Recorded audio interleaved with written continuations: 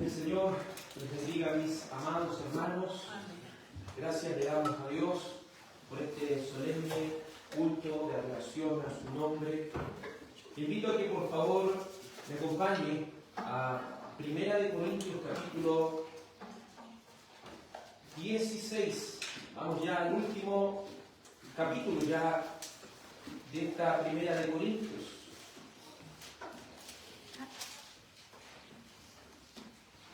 Primera de Corintios, capítulo 16.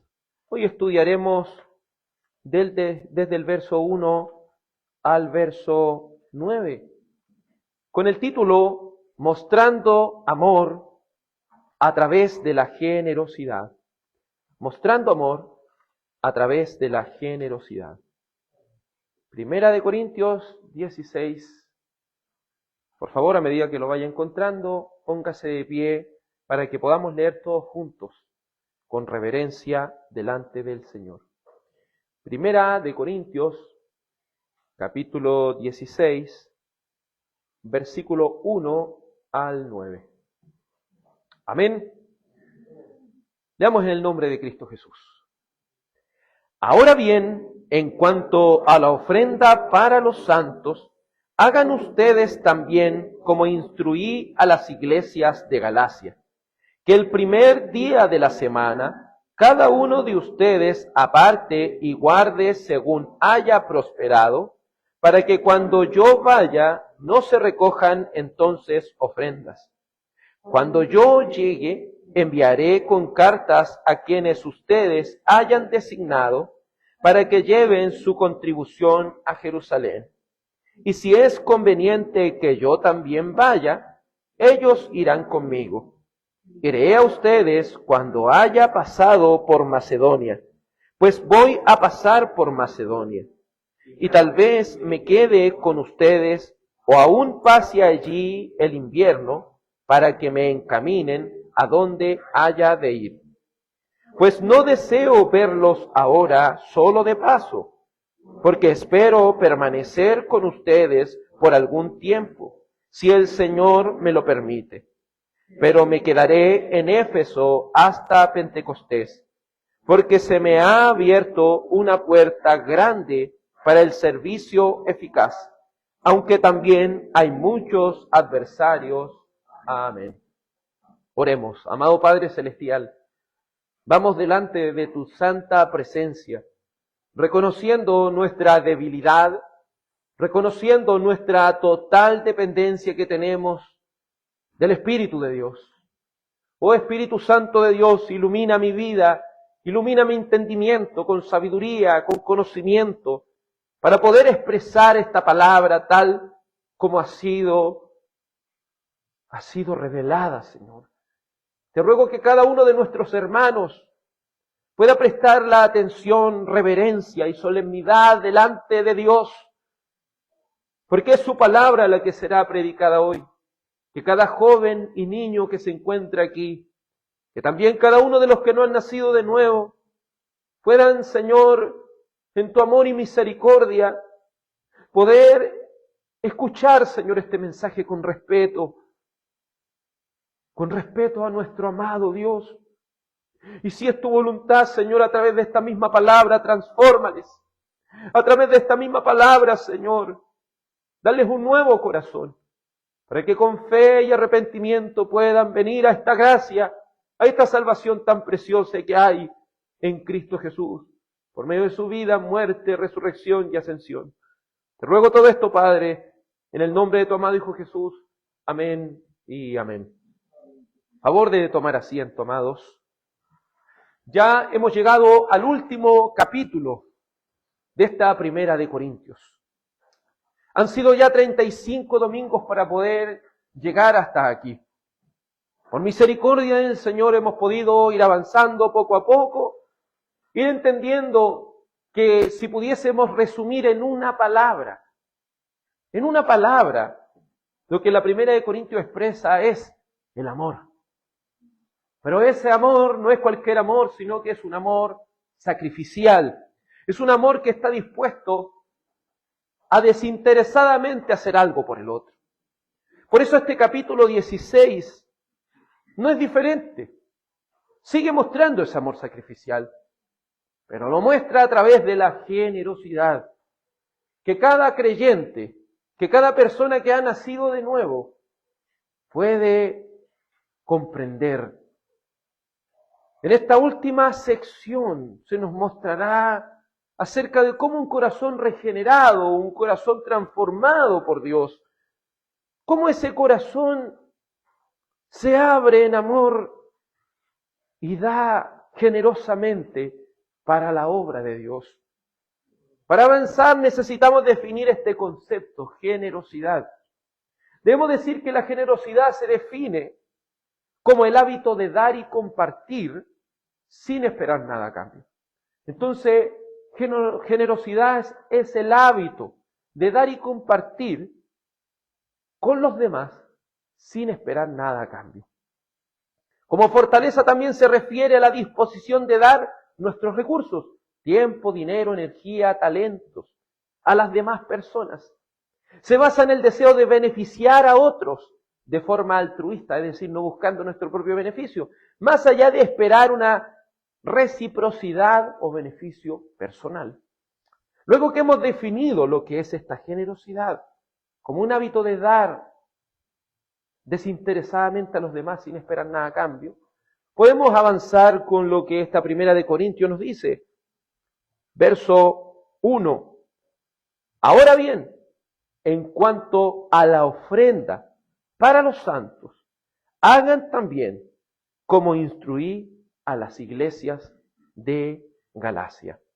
Podemos ver aquí una vida asociativa de iglesias, porque la iglesia, podemos decir, en primer lugar es local, que es donde se reúnen aquellos llamados por Dios, aquellos que han nacido de nuevo. Pero también esta iglesia, al ser católica, en su catolicidad, está repartida a lo largo del país, a lo largo de diferentes naciones y tribus. Por lo cual hace necesario que estas iglesias vivan también asociadas y no desconectadas la una de la otra. Lo primero que los corintios debían entender es que esta generosidad, esta muestra de amor, debía ser a través de una ofrenda. Y esta ofrenda debía ser para la gloria de Dios. Hemos definido generosidad como el hábito de dar sin esperar nada a cambio. Esto claramente muestra cómo el amor de Dios obra en el corazón de los creyentes con un amor desinteresado. El mundo, por su parte, busca por conveniencia ayudar a otros. Incluso algunos pueden generosamente ayudar sin esperar nada a cambio. Pero ¿cuál es su problema? ¿Cuál es su pecado? Es que no lo hacen para la gloria de Dios. Entonces, cuando hablo de este tipo de generosidad, de un amor sacrificial, estoy hablando de una generosidad de un corazón que ha sido regenerado, de un corazón que ha nacido de nuevo, de un corazón el cual Dios ha obrado en él. Nunca olvidemos lo que 1 Corintios 10:31 dice. Entonces, ya sea que coman o beban, o hagan cualquier otra cosa, háganlo todo para la gloria de Dios. Aquí queda descartado esas personas que dicen, no, es que yo conozco una persona que no es cristiana y ni cree en Dios, pero es más generosa que un creyente. Eso es imposible. Y es imposible porque ellos no lo hacen y nunca lo harán para la gloria de Dios porque no creen en Dios. Porque ni siquiera quieren hacer y quieren agradar a Dios. Quieren ser generosos. Ahí ya podrán juzgar cuáles son sus tipos de intereses, pero al no hacerlo para la gloria de Dios, queda totalmente descartada como una obra aceptable delante de nuestro amado Dios. Por eso nadie que no haya nacido de nuevo puede experimentar de manera experiencial este tipo de amor generoso. Cuando hablamos de la gloria de Dios, hablamos de actos de la vida diaria, donde obedecemos de todo corazón a Dios. ¿Y por qué motivo? Porque le obedecemos, no porque nosotros le hayamos amado, le obedecemos porque Él nos amó primero. Y como resultado de que Él nos ame primero, nosotros en respuesta, ¿qué hacemos? Obedecemos sus estatutos, sus ordenanzas.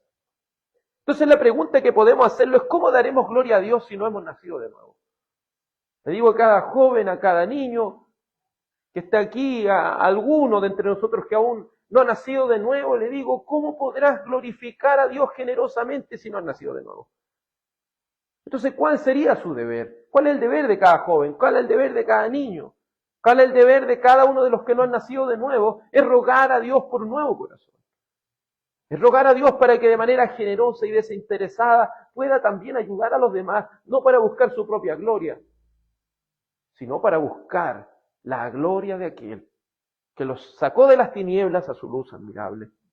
¿Cómo daremos gloria a Dios si no le conocemos y no tenemos una relación íntima con Él?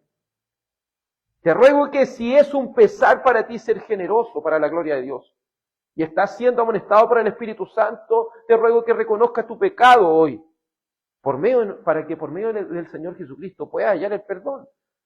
Y si no has nacido de nuevo y es un pesar para ti vivir para la gloria de Dios, en amor y en generosidad, de igual manera te ruego que puedas reconocer tu pecado delante de Dios, porque es un pecado. No ser generoso es un pecado.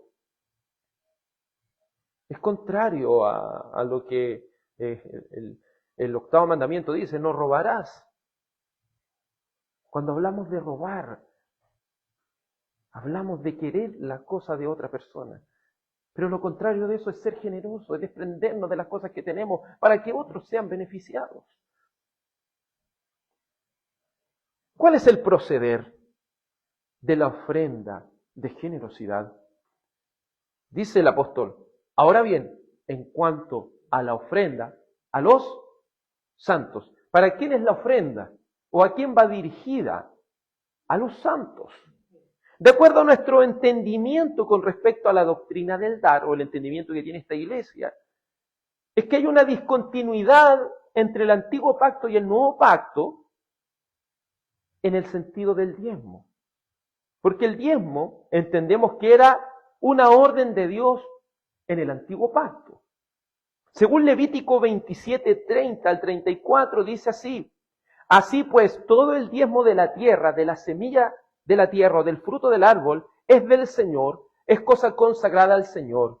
Y si un hombre quiere redimir parte de su diezmo, le añadirá la quinta parte. Todo el diezmo del ganado, del rebaño, o sea, de todo lo que pasa debajo del cayado, la 10ª cabeza será cosa consagrada al Señor. Verso 34. Estos son los mandamientos que el Señor ordenó a Moisés para los israelitas en el monte Sinaí. Yo sé que algunos que defienden el diezmo y que no piensan igual, lo defienden porque es algo que está antes del antiguo pacto. Usted puede ver a Abraham entregando los diezmos de todo, pero creemos que eso no es una respuesta suficiente para decir, para reafirmar lo que es la vigencia del diezmo. ¿Por qué? Porque podemos ver que en las Escrituras, en el Nuevo Pacto, para referirse a la doctrina del dar, siempre se refiere con la palabra ofrenda. La única vez que se utiliza la palabra diezmo es en los evangelios, cuando todavía estaba vigente el antiguo pacto, y también en el libro de los Hebreos, pero no está hablando de la doctrina del dar, sino que está marcando una referencia del antiguo pacto. Entonces, en el nuevo pacto la palabra ofrenda toma una preeminencia. Y en todas las instancias se llama al pueblo a ofrendar. Incluso se detalla, tal como lo hacía el antiguo pacto, cómo debía ser cómo debe ser la ofrenda. Porque recuerde, cuando hablamos del diezmo, si las personas lo miran, no, si hoy día está vigente el diezmo, pero había que entender que el diezmo no era solamente el 10% del sueldo, sino el 10% de cada una de las cosas que esta persona tenía. Eso quiere decir que una persona dice, ya di el diezmo y estoy listo, pero si estamos con la visión antigua y que eso todavía tiene referencia hoy, tendría que dar diezmo de cada cosa que tiene. Entonces, cumplir eso es complejo. Pero el tema es que la palabra ofrenda es la que se utiliza ahora en el Antiguo Pacto. Y aquí también quiero hacer un alcance. Yo sé que en el tiempo que hoy día vivimos, predicar como iglesia local de que el diezmo no está vigente, pareciera ser para la persona no generosa un alivio, ¿cierto? El diezmo no existe y el diezmo no está. Siempre que vamos ante estas doctrinas debemos entender una cosa. No desechar una doctrina, por ejemplo, desechar algo así como el diezmo, nunca debe ser la motivación el no ser generoso. ¿Entiendes? Cuando digo que la doctrina del diezmo no existe porque yo no quiero dar para la obra del Señor, eso es pecado, hermano. Pero si nuestro entendimiento es bajo la Escritura y entendemos que eso hay una discontinuidad entre el Antiguo Pacto y el Nuevo Pacto, y la palabra que se utiliza en el Nuevo Pacto es ofrenda, eso es otra cosa. Porque la palabra ofrenda para algunos pareciera ser, o el dar, pareciera ser una palabra tan liviana, pero entendamos esto, en el Antiguo Pacto era dar la 10ª parte. Y cuando se habla de ofrenda, ¿se habla de alguna parte? ¿Me entiendes? Entonces, ¿cuál? En el Antiguo Pacto, recuerda, hay sombras, hay obligaciones. Acá hay cosas que son más profundas aún. Entonces, cuando hablamos de ofrenda, no estamos hablando de que una persona diga, no, lo que me sobra. Eso tampoco. La ofrenda puede ser más que un 10% incluso, o puede ser menos. Pero todo eso dependerá de las directrices que vamos a ir viendo por medio de la palabra de Dios. Entonces, por eso, que esta iglesia local no crea en el diezmo no significa que nosotros estamos rechazando la doctrina del dar y que en nuestro corazón está el ser poco generoso. No, es una convicción que llegamos por medio de la Escritura. Pero la palabra ofrenda, analicémoslas. Esta palabra tiene una preeminencia. Y en todas las instancias el apóstol Pablo llama a la iglesia, ¿y cuál es su deber? Dentro de sus tantos deberes, pero específicamente en esto, ¿cuál es su deber? Ofrendar. ¿Cómo debía ser la ofrenda? En primer lugar, el detalle lo podemos encontrar aquí en 1 Corintios, capítulo 16, que dice que las ofrendas debían recogerse, ¿qué día? El primer día de la semana. Cuando hablamos del primer día de la semana, hablamos que el día domingo ellos recogían, ¿qué cosa? Las ofrendas. Hay algunas personas que han tomado este texto y han mostrado que es como suficiente antecedente para decir que la ofrenda es parte de la adoración y que se debiera pasar un ofrendero, porque el día domingo es el día donde se recogían las ofrendas. Decimos que no necesariamente, porque este texto sugiere que el primer día de la semana se tomaban y se recogían estas ofrendas, pero cuando venía el apóstol Pablo, ¿qué es lo que había que hacer? Suspender la toma de ofrendas. Entonces eso quiere decir que si la ofrenda hubiese sido parte del culto, no podemos sacar parte del culto porque venga el apóstol Pablo, ¿me entiendes?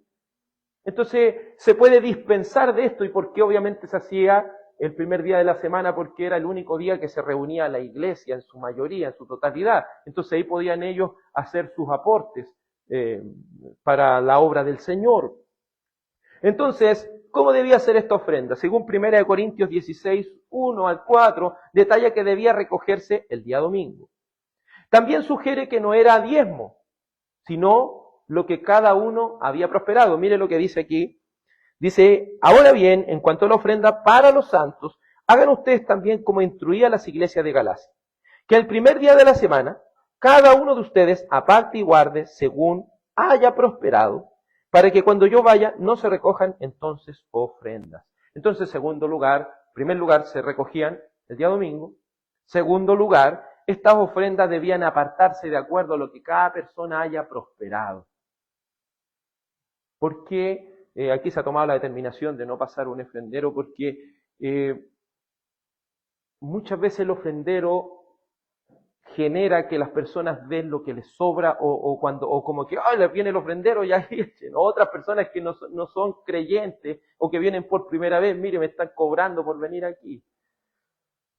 En realidad hemos podido dispensar de eso en el culto, pero sí entendemos por medio de la Escritura que la iglesia, los santos tienen el deber delante de Dios de ofrendar y de apartar según lo que haya prosperado. Entonces la ofrenda es algo consciente, no es algo apresurado. Cuando vamos a dar ofrenda, la Escritura que dice, cada uno aparte de acuerdo a lo que ha prosperado, de acuerdo a lo que el Señor le ha dado, ¿qué es lo que tiene que hacer? Meditarlo, decir cuánto es para el Señor. Si usted va, y esto lo compara porque podemos seguir viendo detalles, y por favor no se pierdan los detalles, vaya anotando estos textos también para que lo analice. Segunda de Corintios 9, 7, detalla que esto que es puesto aparte según lo que haya prosperado, debe ser de esta forma. Segunda de Corintios 9, 7, que cada uno dé, como propuso, ¿dónde? En su corazón. No de mala gana, ni por obligación. Entonces, cuando hablamos acerca de las ofrendas que deben dar los creyentes, no deben ser dadas de ninguna manera de mala gana, no deben ser dadas de ninguna manera por obligación, sino que deben ser dadas de acorde al corazón. Y nosotros entendemos lo que significa la palabra corazón en la Escritura. ¿Podemos pedirle a un no creyente que dé de corazón para la obra del Señor?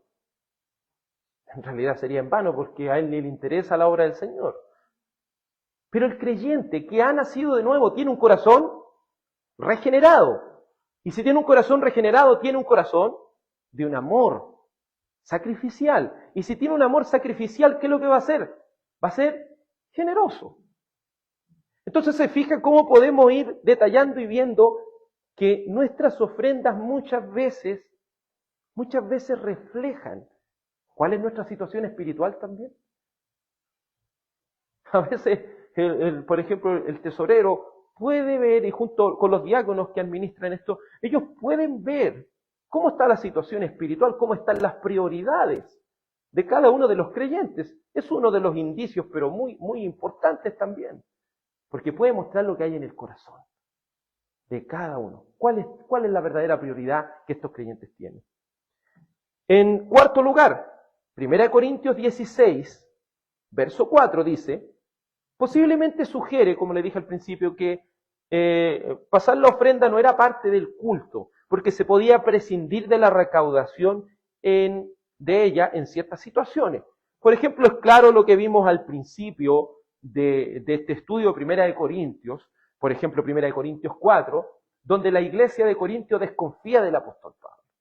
Y eso es de acuerdo a la situación social que le dije, aquellos maestros, aquellos filósofos de aquel entonces, ellos cobraban por enseñar a las personas, ellos lucraban con eso. Entonces el apóstol Pablo, cuando llega y predica ahí, hay cierta desconfianza a los corintios, como dice, anda igual que los filósofos cobrando por predicar y todo eso. Entonces el apóstol Pablo, ¿qué hace? Él presciende de esa orden del Señor de que la iglesia debe sostener a sus ministros, y él trabaja con sus propias manos. ¿Por qué? Porque no quiere que el débil en la fe se ofenda. Pero cuando estudiamos, ¿cierto?, sobre el débil en la fe, ¿debe ser un creyente un débil en la fe para siempre? No, debe crecer en conocimiento y entender las cosas. Entonces se entiende esto porque el apóstol Pablo entienda esto, él necesitaba alimentarse, él se dedicaba a la obra a tiempo completo y tenía que comer. Pero como la iglesia de Corinto no estaba de acuerdo con eso, o tenía ciertas recrimendas a esto, él trabajaba, y eso lo convertía a él en un bivocacional, es decir, tenía que hacer tiendas, y aparte de eso, tenía que trabajar para el reino de Dios. En quinto lugar, las iglesias deben poseer un fondo para que estén preparadas con antelación para cubrir las necesidades. ¿Es bíblico que la iglesia tenga un fondo de dinero recaudado? Es bíblico, porque la ofrenda y la doctrina del dar es bíblica. Podemos verlo, por ejemplo, en 2 Corintios 9, del 1 al 2, donde la iglesia de Acaya ya estaba preparada desde el año pasado. ¿Para qué? Para ayudar, para ofrendar a aquellas iglesias donde, por ejemplo, Jerusalén, estaban pasando por escasez. Y no solo eso, sino que Macedonia, en 2 Corintios 8, del 1 al 4, 2 Corintios 8, del 1 al 4, dice que la iglesia de Macedonia, incluso dentro de su escasez y pobreza, sobreabundó en generosidad. Es decir, que tampoco un creyente puede decir, no, es que a mí no me alcanza, es que yo no puedo. Eso es imposible. Eso es que algo dentro de nuestra vida espiritual en realidad no está funcionando, estamos teniendo otras prioridades. Pero es parte de nuestra vida como creyentes el ser generosos. En segundo lugar, ¿para quién era destinada esta ofrenda? Es claro ver en este texto que la ofrenda ¿para quién es? Para los santos. Mire lo que dice. 1 Corintios 16:1. Ahora bien, en cuanto a la ofrenda, para los santos. Ya que esta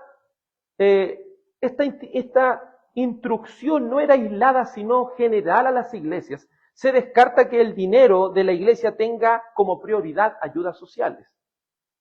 ¿Cierto? Porque la ofrenda, ¿cuál es el motivo? ¿Cuál es su función? Es cubrir las necesidades de la iglesia. Entonces aquí descartamos esas ayudas sociales, esas cosas. ¿Puede una iglesia hacer ayudas sociales? Sí. Pero su prioridad, ¿cuál es? La iglesia, su prioridad siempre es el reino de Dios. Nunca debemos olvidar cuál es nuestra prioridad. Aquí encontramos también cierta continuidad en lo que el antiguo pacto decía con el nuevo pacto. ¿Cierto? El diezmo hay una discontinuidad entre el diezmo y la ofrenda, ¿cierto? Pero hay una continuidad con respecto a para quién era destinada la ofrenda. Mire lo que dice Deuteronomio 26:12. Deuteronomio 26:12. Cuando acabes de separar todo el diezmo de tus frutos en el tercer año, el año del diezmo, entonces se los darás al levita, al extranjero, al huérfano y a la viuda, para que puedan comer en tus ciudades y sean saciados. Entonces, en el antiguo pacto, la ofrenda era destinada para los levitas, es decir, a los que trabajan a tiempo completo en la obra de Dios. En segundo lugar, para el extranjero, el cual no poseía tierras, para el huérfano, que no tenía sustento de sus padres, y para la viuda que no poseía el sustento de su marido y estaba imposibilitada para trabajar. En el nuevo pacto continúan estos mismos principios. Por ejemplo, en 1 Corintios 9:13 al 14, dice así. ¿Se acuerda cuando vimos esta parte de 1 Corintios 9:13? Dice, ¿no saben que los que desempeñan los servicios sagrados comen la comida del templo? Y los que regularmente sirven al altar, ¿del altar reciben su parte? Dice, así también ordenó el Señor, que los que proclaman el Evangelio vivan del Evangelio. Entonces, así como en el antiguo pacto los levitas se dedicaban a tiempo completo a la obra de Dios, así también los ministros de Dios tienen el deber de dedicarse, siempre y cuando existan las posibilidades, de que se dediquen a tiempo completo a la obra del Señor y que puedan vivir de este Evangelio. Los ministros de Dios, ¿cuál es su deber? Su deber es dedicarse a tiempo completo para la obra de Dios. ¿Para qué? Para el avance del reino y, como dice nuestra confesión de fe, no enredarse en los negocios de esta vida. Esto es reafirmado por 1 Timoteo 5, verso 17, donde dice que los ancianos que gobiernan bien sean considerados dignos de doble honor, principalmente los que trabajan en la predicación y enseñanza. ¿Y de qué se trata este doble honor? Obviamente deben recibir el respeto de la congregación, pero también su justa retribución y paga por trabajar en la obra del Señor. Mire lo que dice el verso 18. Porque la Escritura dice, no pondrás bozal al buey que trilla, y el obrero es digno de su salario. Se les debe respetar como ministro de Dios y también reconocer su trabajo, sustentándoles para que se dediquen a tiempo completo a velar por las almas que Dios les dio bajo su cuidado. Pero no solo a ellos en el nuevo pacto, sino que también en el nuevo pacto, dicen en esta misma 1 Corintios 5, y utiliza esta misma palabra honra para hablar de generosidad, dice 1 Timoteo 5:3, dice, honra a las viudas que en verdad lo son. Pero si alguna viuda tiene hijos o nietos, que aprendan estos a mostrar primero piedad para con su propia familia y a recompensar a sus padres, porque esto es agradable delante de Dios. Verso 9, que la viuda sea puesta en lista solo si no es menor de 60 años, habiendo sido la esposa de un solo marido. Entonces, tal como lo hacían en el antiguo pacto, los ministros y también las viudas debían ser sustentadas. Es decir, la iglesia debe poseer un fondo de poder sustentar también a sus viudas. Pero aquí el apóstol Pablo hace un detalle. ¿Qué viudas se deben sostener? Las que sean mayores a 60 años, sí, mayores a 60 años, y que no tengan nadie que vele por ellas. Es decir, si tienen hijos, ¿quiénes son los responsables de esa viuda? Los hijos. Pero si esta mujer no tiene hijo, no tiene marido, ¿quién es la responsable de sostener y de honrar a esta persona dándole lo necesario? Es la iglesia. Y la iglesia debe estar preparada para esto. Pero no solo eso, sino que también se repite sobre el sustento que debiésemos darle a los huérfanos. ¿Qué pasa si algún niño de nuestra congregación, ni Dios lo quiera, queda sin padre, queda sin madre? ¿De quién es el deber de sustentarlo? De la iglesia. Santiago 1:27 dice, la religión pura y sin mancha delante de nuestro Dios y Padre es esta, visitar a los huérfanos y a las viudas en sus aflicciones y guardarse sin mancha del mundo. Esto visitar a los huérfanos no significa visitar a los huérfanos, a las viudas y decir yo los fui a ver y listo, y no tenían nada para comer. Esta visita significa que yo tengo que hacer algo por ellos, tengo que sustentarles. Ese es el principio que uno puede ver en Santiago. Si una persona dice tiene fe, y le dice a estas personas que no tienen que comer, vayan y caliéntense, que el Señor les bendiga. ¿Qué mérito tiene? No tiene ninguno. No tiene ninguno. También las iglesias de Cristo que tengan necesidad, tenemos como responsabilidad sustentarlas. Como lo dice 1 Corintios 16, del 1 al 4, y lo reafirma 2 Corintios capítulo 8 y capítulo 9. La iglesia también debe poseer este fondo por si alguna iglesia necesita. Nosotros ya debiésemos estar preparados para sustentar esa iglesia. Es el caso de lo que nosotros mismos pudimos vivir como iglesia. Coltauco estaba viviendo una situación difícil y iglesias generosamente donaron para ir en ayuda de estas familias de Coltauco. Y ellos ya están preparados con fondos para poder hacerlo. Entonces nosotros mismos debemos estar preparados siempre, hermanos.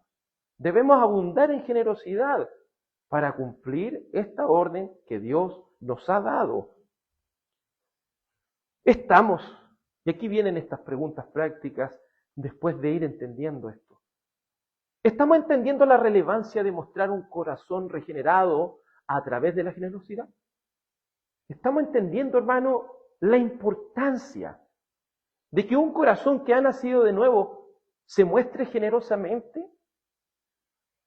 Y mire, otra pregunta. ¿Estás con tu generosidad haciendo que otros glorifiquen a Dios? Porque piense que dentro de nuestra generosidad está la gloria de Dios. Le dije al principio, somos generosos. ¿Para qué? ¿Con qué propósito? De que Dios sea glorificado. Y si no somos generosos, ¿a qué le estamos quitando la gloria? Al mismo Dios.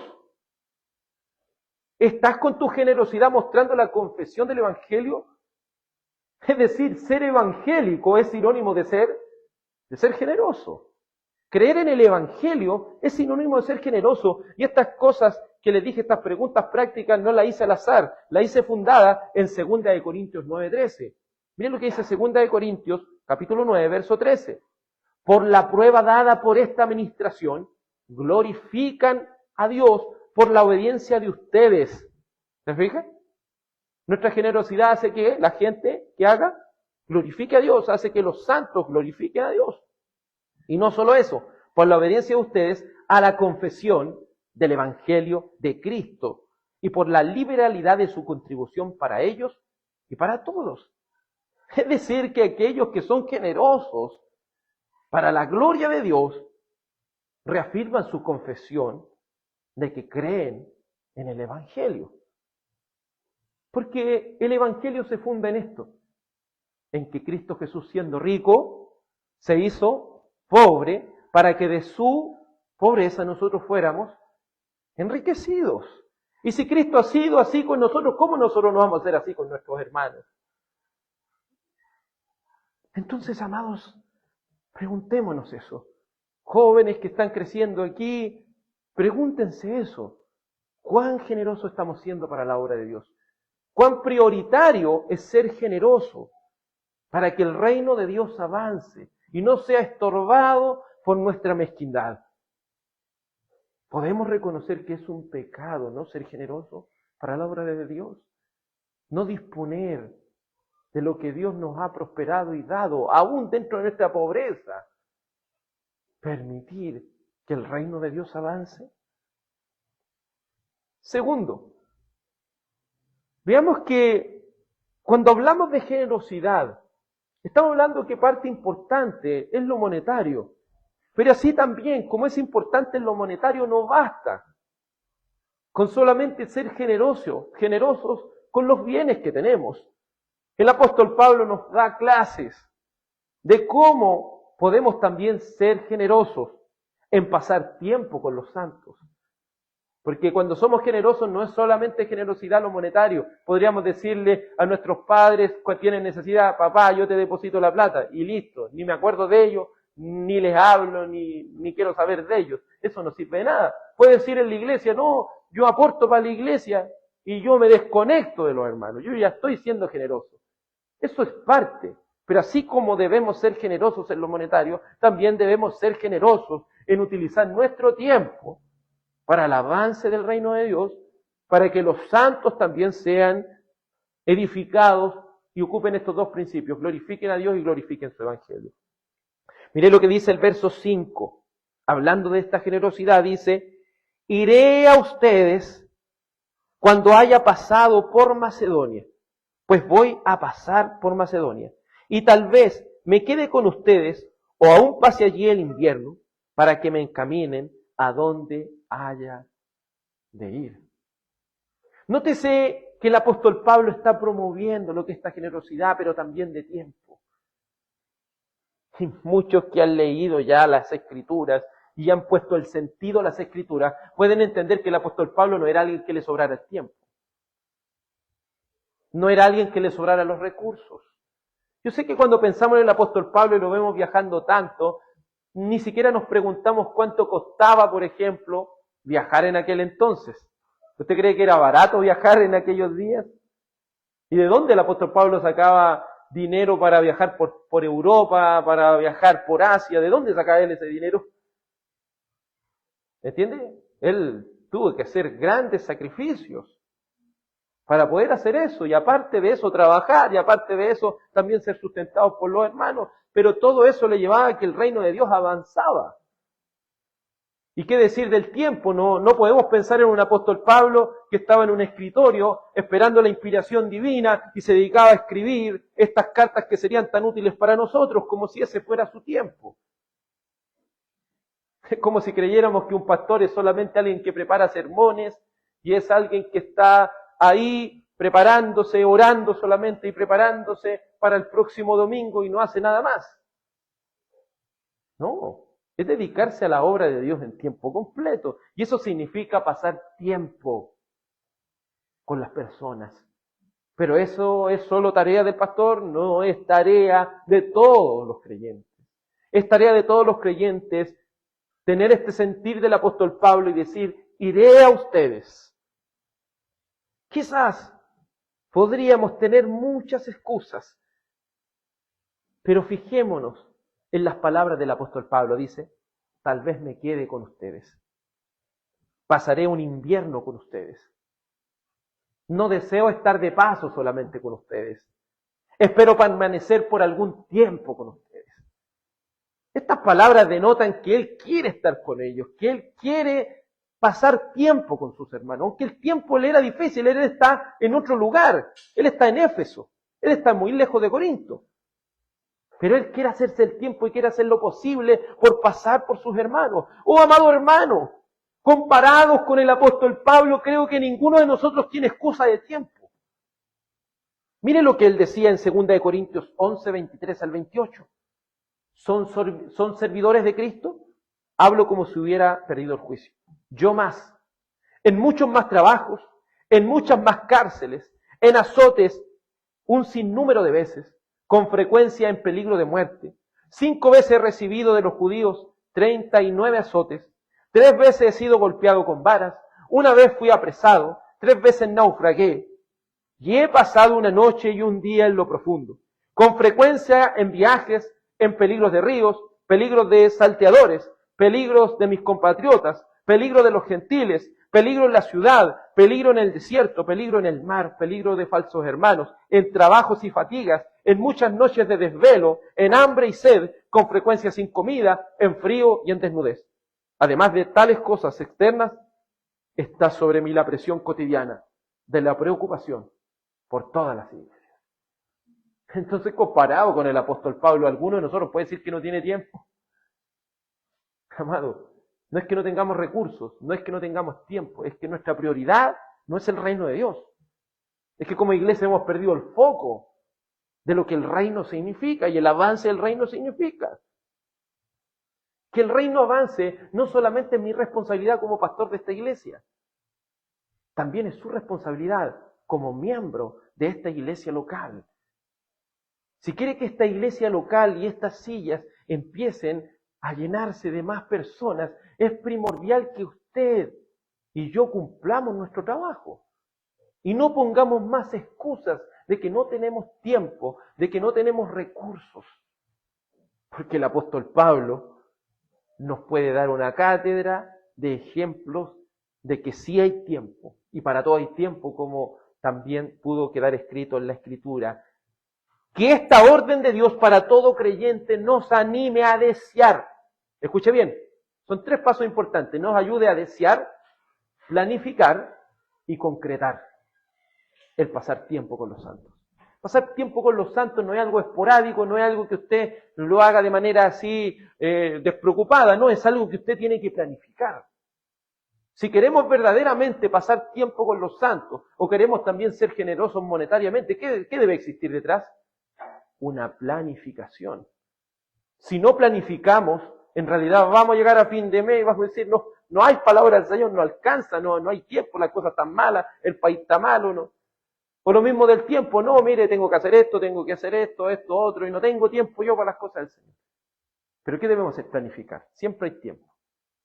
El Señor a todos nos ha dado de alguna forma recursos. Es nuestra prioridad, esa es la pregunta. Es nuestra prioridad el avance del reino de Dios. Cuando hablamos del tiempo, preguntémonos en la semana, antes de que usted comience su semana, preguntémonos, ¿es mi prioridad que el reino de Dios avance? Cuando recibamos el sueldo a fin de mes, preguntémonos, ¿es el avance del reino mi prioridad? ¿O está eso en todas nuestras prioridades hasta el último? Es lo que nosotros debemos siempre estarnos preguntando.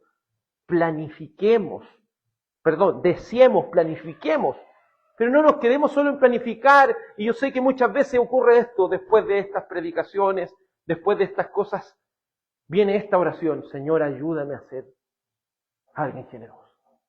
Ayúdame, Señor, a ser obediente. Pero ¿qué pasa después? Nos olvidamos de eso porque ya lo pedimos y esperamos que venga así algo como mágico y nos haga ser así, ¿no? Si el Señor nos ha hecho nacer de nuevo, ¿qué significa? Que esas cosas están en nosotros. Entonces, ¿qué debemos hacer? Ejecutar. Desear, planificar y ejecutar. ¿Y qué hace el apóstol Pablo? Eso. Dice, iré a vosotros. Yo quiero ir. Quiero pasar tiempo con ustedes, pero primero tengo que ir a Éfeso. Primero tengo que hacer esto.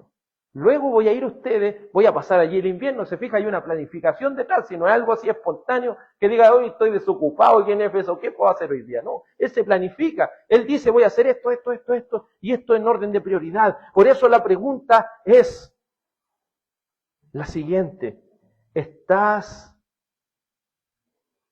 pecando en este asunto? ¿Estás pecando contra la gloria de Dios? ¿Estás pecando contra su iglesia por la cual Él derramó su propia sangre? Preguntémonos esto, hermano. Cristo dijo, los campos están blancos para la siega. El reino de Dios avanza, pero ¿por qué a veces decimos, por qué no avanza? No avanza por causa de nosotros mismos, porque no estamos entendiendo cuál es nuestro rol. No estamos entendiendo cuál es nuestra prioridad. ¿Estás siendo deudor? ¿Cuándo comienzas a ofrendar también tu tiempo con amor y generosidad para la gloria de Dios? ¿Cuándo? Porque esto no es decir, vamos a orar para que más adelante sea así. No, la idea es que nosotros meditemos estas cosas. Y recuerde lo que significa arrepentimiento: cambiar de actitud. No significa seguir en la misma. Y para no seguir en la misma, ¿qué es lo que debo decir? ¿Cuándo me comprometo a dedicar mi tiempo a desear, planificar y ejecutar esta orden de Dios de ser generoso? Veamos el tercer y último punto, generosos por amor. Y esto concreta lo final, al avance de este reino. Veamos lo que dice versos 8 y 9. Primera de Corintios 16, 8 y 9. Dice así: pero me quedaré en Éfeso hasta Pentecostés, porque se me ha abierto una puerta grande para el servicio eficaz, aunque también hay muchos adversarios. Por último, el apóstol está dispuesto no solo a entregar como ofrenda sus recursos monetarios y su tiempo, sino que también sus fuerzas. Es buena la oración que hacía nuestro hermano Eduardo al comienzo y hablaba, ¿cierto?, del cansancio que produce esta semana, los quehaceres de la semana, que muchas veces llegamos con cansancio porque todo lo que hacemos demanda un gasto de energía, un gasto de fuerzas. Por eso cuando hablamos de contribuir tanto generosamente en lo monetario y en tiempo, también deben ir incluidas las fuerzas que necesitamos ahí. Pero veamos al apóstol Pablo, él administra y categoriza su generosidad de tal manera que planifique cuidadosamente su proceder. Porque esto no es planificar de manera descuidada, es planificar cuidadosamente su deber, donde va a invertir sus recursos, donde va a distribuir su tiempo y donde va a distribuir también sus fuerzas. Esto no es llegar y como una ametralladora empezar a disparar para todos lados. Más bien debemos ser cuidadosos, como lo haría una persona al disparar una escopeta, donde dice, donde pongo el ojo, pongo la bala. Así de preciso debemos ser, porque el apóstol Pablo utiliza una palabra muy importante, donde él va a ocupar todo su tiempo, dice, porque se me ha abierto una puerta grande para el servicio eficaz, para el servicio certero. Entonces debemos estarnos preguntando, ¿dónde debo? Y esto aparte de nuestra responsabilidad que tenemos con la familia, obviamente, eso es algo primordial, de eso no es algo que se discute, pero aparte de eso estoy hablando de nuestra responsabilidad que tenemos como miembros de una iglesia local. Como miembros de una iglesia local debemos ser eficaces en nuestro uso de los recursos, del tiempo y de nuestras fuerzas. Ojo, y esto también es importante, debemos ser cuidadosos en usar nuestros recursos, tiempo y fuerza en lo que esté en mayor prioridad. Ojo, no en lo individual, sino siempre pensando en ser generoso con otros. Porque uno dice, no, tengo que planificarme para orar en la semana, para leer en la semana, pero eso es lo individual. Eso ya lo hemos tocado una y otra vez, pero también falta esta parte. De que nuestro tiempo nos debe alcanzar para esto. Y es ahí donde es clave esa palabra eficaz. Algunos de ustedes como miembros se le han asignado tareas específicas aquí. Como por ejemplo asistir a los solteros. Es una tarea específica. Y cuando hablo de estas tareas así específicas como estudio de la soltería, un ejemplo, cuando al tener ya esta predicación, al tener esto, si ocupas todo lo que estamos hablando aquí, ¿puedes entender por qué te tocó hacer esa tarea, por ejemplo? Y si tú, a medida que he ido conociendo a los hermanos, han podido ir avanzando, no sé si te das cuenta que hay necesidad. Que si están haciendo ese trabajo, por ejemplo, no lo está haciendo ese trabajo como al azar. Si el pastor focalizó que era ahí, es porque hay algo, ¿me entiendes, no? Y así a los demás hermanos. Porque yo no quiero que en este sentido nosotros nos vayamos estancando, sino que la idea es que nosotros vayamos avanzando. Voy a hacer este llamado. Dice, y tú que no estás siendo generoso con tus recursos, tiempo y fuerzas, y estás consciente de que estás pecando contra Dios, ¿cuándo comenzarás un servicio eficaz? ¿Cuándo comenzarás un servicio eficaz?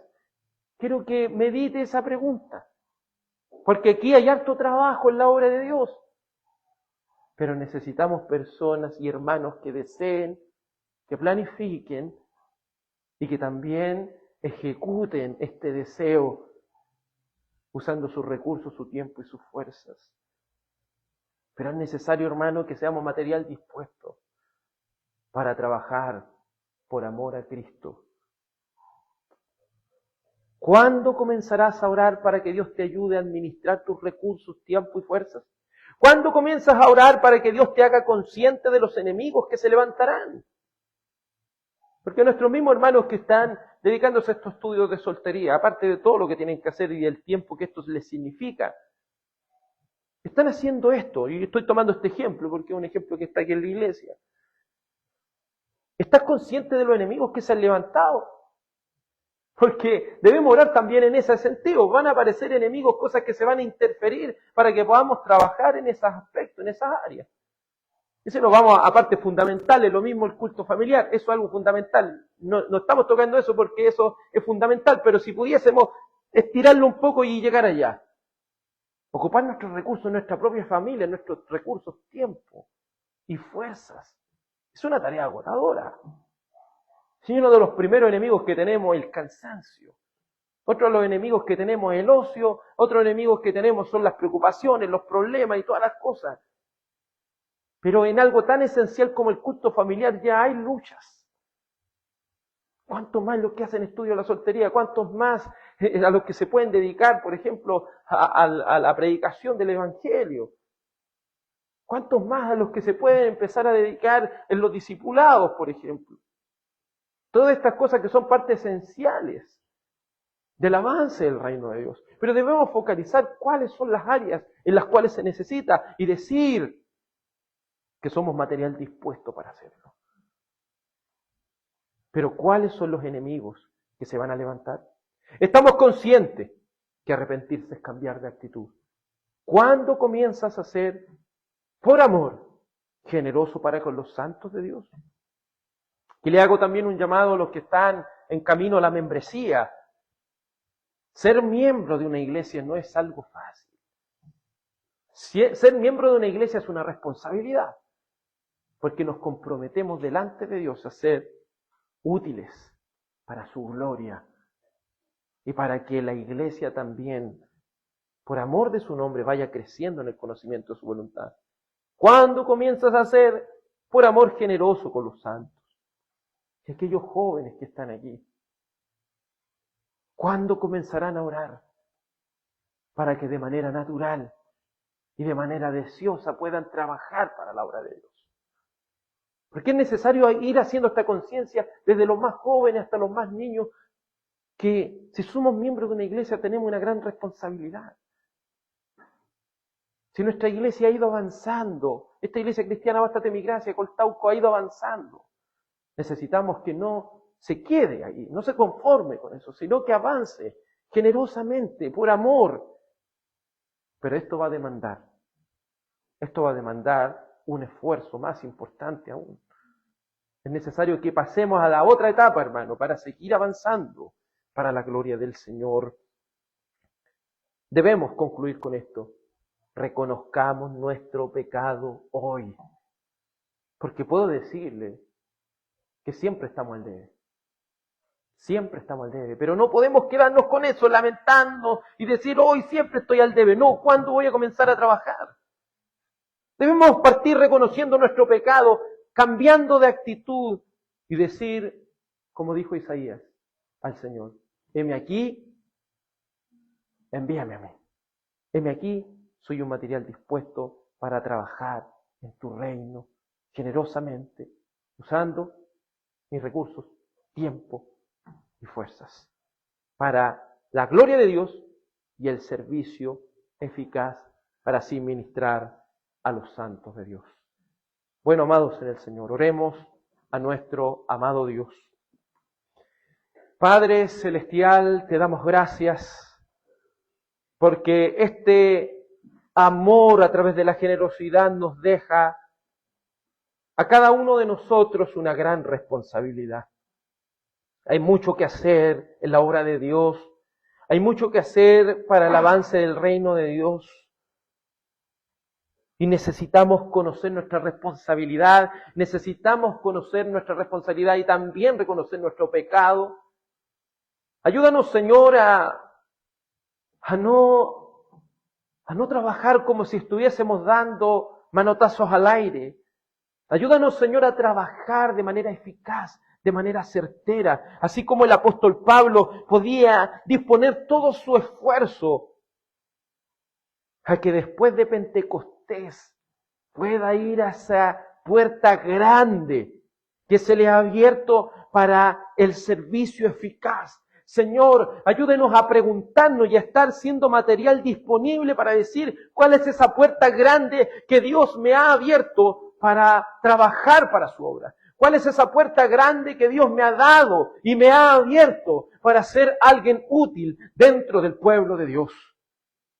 Ayúdanos, Señor, a no conformarnos con venir cada domingo, a no conformarnos con solamente leer las Escrituras y orar de manera privada, a no conformarnos, Señor, con los cultos familiares, a no conformarnos, Señor, con participar de las reuniones de oración. Ayúdanos, Señor, a no conformarnos con estas cosas que son esenciales en lo individual y familiar.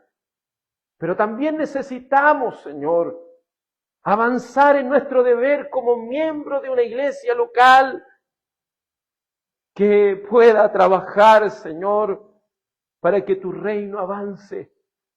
Señor amado, el apóstol Pablo nos deja siendo un hombre, el apóstol Pablo siendo un hombre, con el mismo Espíritu Santo que tenemos nosotros, nos deja, Señor, una vara tan alta que cuando pensamos en Cristo, oh Señor, vemos que es tan grande este trabajo que tú has hecho por nosotros. Por favor, Dios mío, por favor, Señor, por amor de tu nombre, ayúdanos a ser diligentes en tu obra. En el nombre de tu amado Hijo Jesús. Amén y amén. Vamos a cantar un nuevo salmo al Señor. Por favor, póngase de pie y cantemos juntos el Salmo 41. Salmo 41. Vamos a cantar al Señor este hermoso salmo.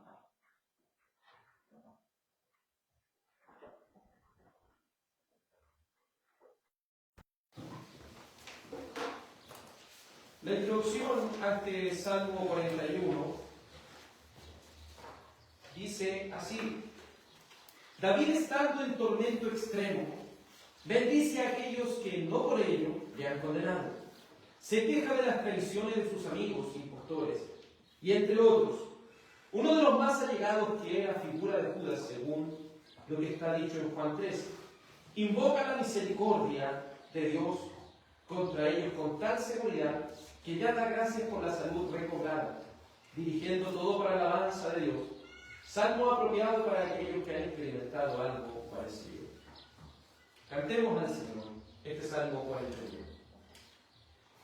Bienaventurado el que piensa en el que pobre es, cuando el día del mal llegara, Jehová lo librará, lo guardará de vida y hará, tendrá gran bendición, y no lo entregará a voluntad de su adverso rival.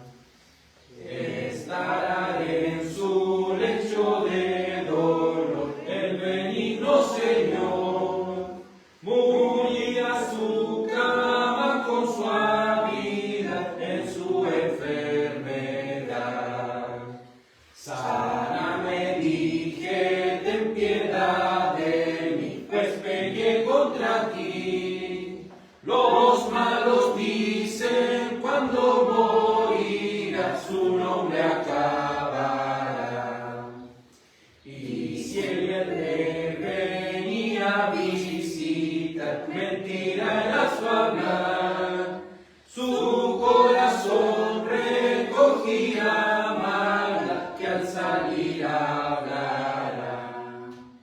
Todos los que me tienen aversión murmuran con rencor, pensando están el mal contra mí y van diciendo así: Se apoderó cosa de horrible, mateste al final.